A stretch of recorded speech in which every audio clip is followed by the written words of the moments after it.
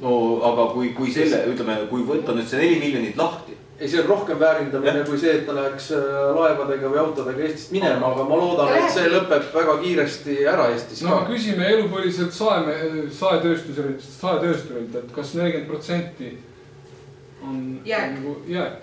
No kindlasti ei ole, eks. Ja ta on täna kindlasti ebamõistlik proportsioon. Just nimelt, nii et te tahate praegu ise natukene seda musta valeks räägida. Ei, ma ütlen seda, meie ei räägi siin praegu pelletitööstusest. Me tulime siia arutama minu arust nagu metsandusest tervikuna. Kas see on terviku osa? Muidugi on, aga ma ütlen seda, et kui me vaatame terviku numbreid, et siis ei saa ju öelda seda, et Eestimaa on tühjaks raiutud. Ei ole ju.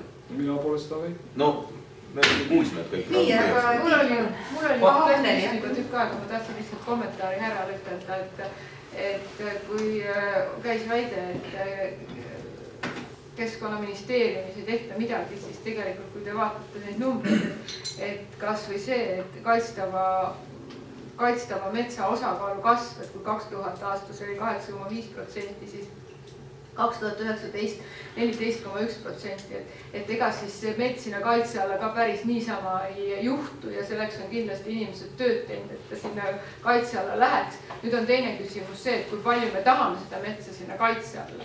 Et siin korra nagu ma sain aru, et me vaatame mööda nagu erametsa omanikest, aga siin on ka üks nüanss, mida minu arust aeg-ajalt võiks nagu tähele panna, on see, et ma arvan, et erametsa omanikud üldiselt on kõik ka väga metsast lugupidavad ja metsa armastavad inimesed, sest see on üldine eestlase selline loomus.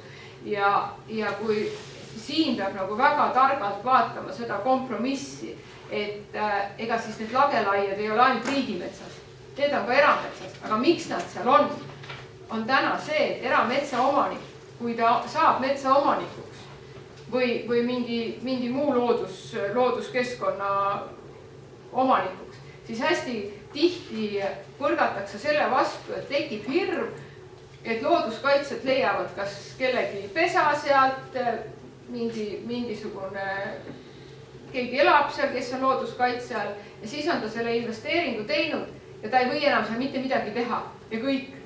Ja sellepärast nagu tihti, mitte tihti, aga kindlasti teatud hulk erametsa omanikke teeb selle otsuse, et ta pigem võtab selle metsa kiiresti maha, kui ta satub lõputusse vaidlusesse looduskaitsega ja lõpuks ta tegelikult temale kuuluva ressursiga mitte midagi peale hakata ei saa. Ma arvan, et see on puhas demagoogia, sellepärast, et erametsadest on väga suur osa, on firmade oma, kellel ei ole mitte mingisugust emotsionaalset seost nende puudega ja nende lindude ja loodadega.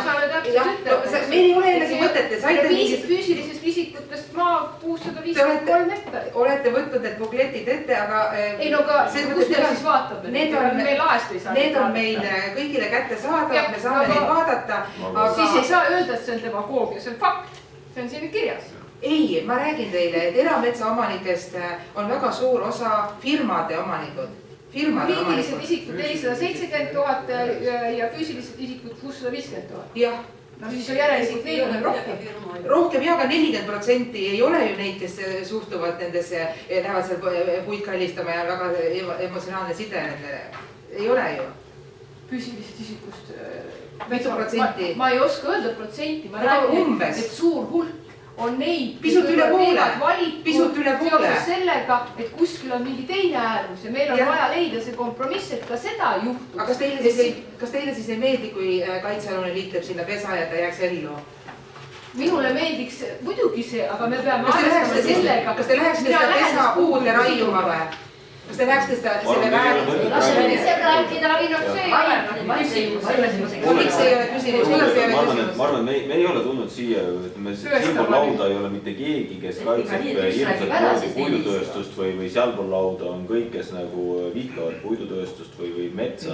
Et lihtsalt, et püüaks nagu hoida selles mõttes nagu seda debati taset nagu anname Tiidule sõna.